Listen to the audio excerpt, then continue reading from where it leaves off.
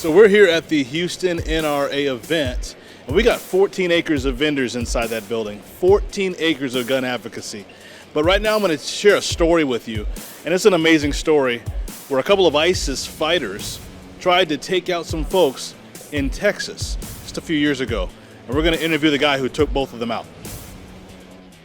And anyway, I was working there, and I was assigned to an entrance at the far west side of it when two ISIS terrorists pulled up in a little black car and pulled just beyond me, and both got out at the same time, and we exchanged gunfire. They had AK-47s, and I had my Glock 21 45 caliber pistol, and fortunately I was able to prevail, and thank goodness we didn't have another mass shooting or a mass murder in Garland, Texas on May the 3rd.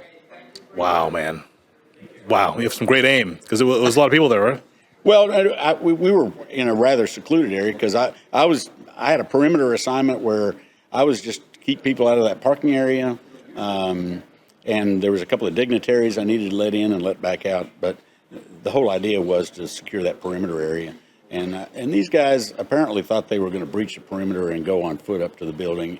And they mounted this attack just as the event ended. So I think the idea was probably to get to the fatal funnel, when people are trying to exit the building and take as many human lives as they possibly could. But fortunately, that didn't have to happen.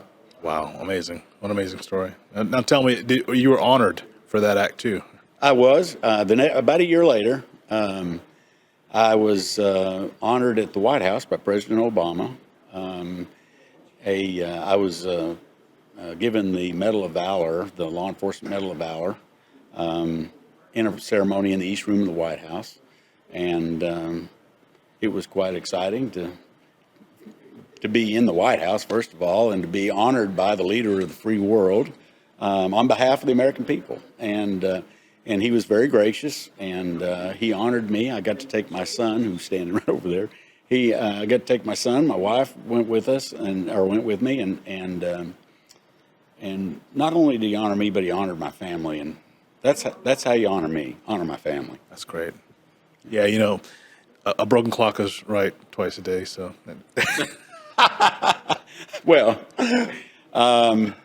I wasn't going there, but I'm just being fun. But it's great though, because we can really get behind, as a community, we can get behind certain things. No matter if you're Democrat, Republican, red, blue, it doesn't matter. There are certain things that we can get behind. And your kind of courage, it transcends political issues. So thank you. It's all about training. It was all about training. I don't know that there was a lot of courage involved. I just did what I was trained to do. I was a 37-year veteran, had never had to discharge my firearm in the line of duty up to that point. I'd been around it some. I was a team leader for our SWAT negotiators, and I was on SWAT for 22 years. Had tactical training, just never worked as a tactical operator, but I knew kind of how all that worked. I'd been standing next to people that had to discharge their firearm. It just wasn't my turn until May 3rd, 2015, and when it necessitated that response, fortunately, I'd made some little training deposits over the course of my 37 years, and I made a big withdrawal that day, and I get the opportunity to sit here and visit with you for a little bit. Muscle memory. Yes, absolutely. And, I like to talk about that. I get the opportunity to go all over the country and talk to law enforcement agencies at kind of all levels, and we've done a lot of church safety seminars and kind of impress upon people you don't have to be some Superman to be successful under difficult circumstances. I'm just a guy. I'm just a guy just like anybody else in this room. And the reality is, if you're prepared, you can perform at an exceptionally high level in an exceptionally difficult circumstance with that preparation. If you're not prepared, it's probably not going to go that well. Great. That's excellent. Thank you.